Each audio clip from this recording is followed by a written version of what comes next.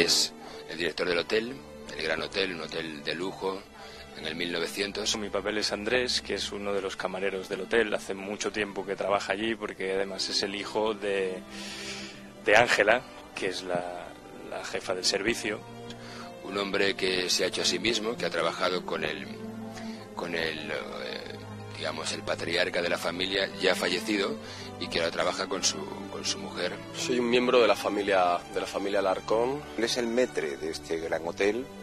Y se podría decir que soy el bala perdida de la familia. Un hombre que lleva allí muchísimos años trabajando y bueno, pues es una persona un poco cuadriculado. Es la hermana de Illo González, el personaje de Julio, el protagonista.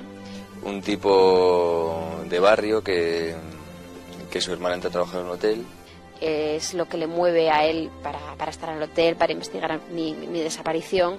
Y hace de repente pasa un mes y no recibe ninguna carta de ella y decide ir a verla.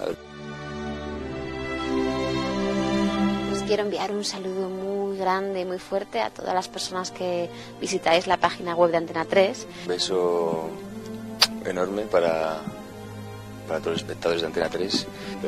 Soy Eloy y os mando un saludo a todos los que estéis aquí en la web de Antena 3 y que os veremos pronto y que no os perdáis Gran Hotel.